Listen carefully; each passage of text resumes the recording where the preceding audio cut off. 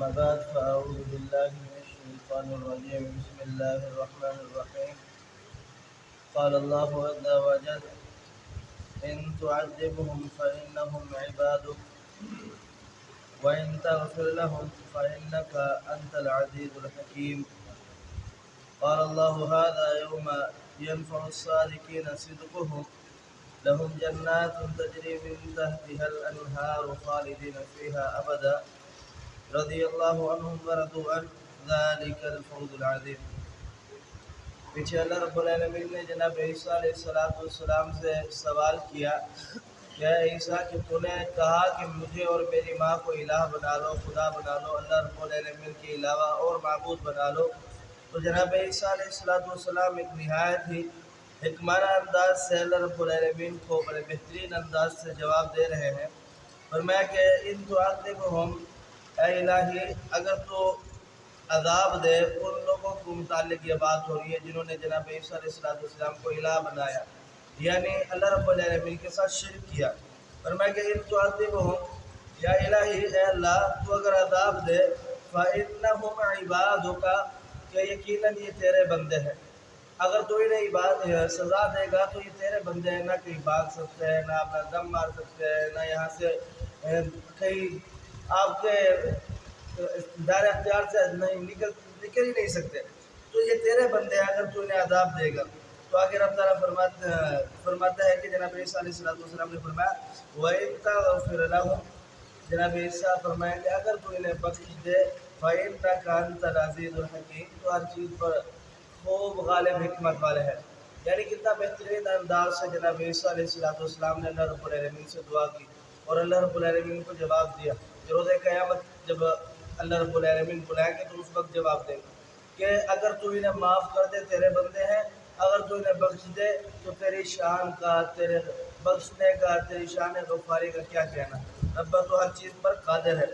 آگے اللہ رب العالمین پھر اس چیز کا جواب دیتے ہیں. فرماتے ہیں قال اللہ ھذا یوم ینفع الصادقین صدقہم، اللہ رب العالمین فرمائے گا کہ آج کا دن جو ہے یہ فائدہ دے گا ان لوگوں کو جنہوں نے سچ بولا، یعنی سچوں کو سچائی کا فائدہ دیا جائے گا آج کے دن. فرمایا کیا دیا جائے گا؟ لہم جنات تجری من تحتها الانہار خالدین فیہا ابدا رضی اللہ عنہم ورضوا عنہ ذلک الفوز العظیم. فائدہ یہ دیا جائے گا کہ انہیں جنت میں داخل کر دیا جائے گا، ایسے باغاتوں میں داخل کر دیا جائے گا جس کے نیچے سے کئی دودھ، شراب، پانی کی نہریں ہوں گی، شہد کی نہریں ہوں گی، اور یہ ان کا ابدی اور ہمیشہ والا ٹھکانہ ہوگا. فرمایا کہ صادقین صدقہم، یہ نفع دے گا ان کو، سچ بولنے والوں کو سچ، ان کا سچ. تو یہاں پر مفسرین نے یہاں سچ سے مراد جو لیا ہے وہ یہ لیا ہے کہ توحید، اللہ رب العالمین کے ساتھ جس نے شرک نہ کیا ہو.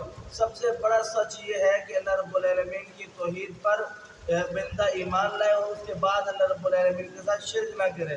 اور سب سے بڑا جھوٹ یہ ہے کہ اللہ رب العالمین کی جو توحید ہے بندہ اس کے ساتھ کسی اور کو شریک کرے اور پھر بندہ اللہ رب العالمین کا نافرمانی کرے. یہ سب سے بڑا جھوٹ ہے.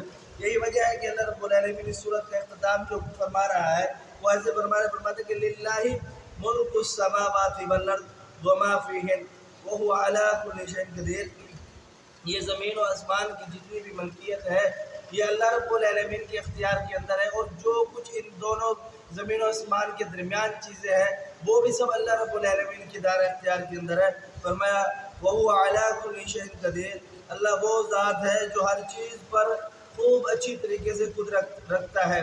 اس آیات کو بیان کرنے کے بعد جناب اس بیان کرنے کا مقصد یہ ہے کہ یہ جو زمین ہے، زمین اور آسمان اور ان دونوں کے درمیان جتنی بھی چیزیں ہیں، جتنی بھی اشیاء ہیں، یہ سب اللہ رب العالمین کی ملکیت ہے. اللہ رب العالمین کی ملکیت ہے اور اس کے اندر انسان بھی آتا ہے. انسان اللہ رب العالمین کا غلام ہے یا پھر اللہ رب العالمین کی مملوک ہے. تو اسی وجہ سے غلام ہو یا مملوک، یہ کسی چیز میں کسی شے اگر غلام اور مملوک یہ ثانی اور ساتھی نہیں بن سکتا، یہ غلام ہی ہوتا ہے. اسی طریقے جناب اللہ رب العالمین یہ بیان فرمانا چاہ رہے ہیں کہ عیسیٰ علیہ السلام میرا بندہ ہے اور ان کی جو ماں ہے وہ بھی میری بندی تھی، میرے ساتھ کا اور میرے ہم برابر نہیں ہے.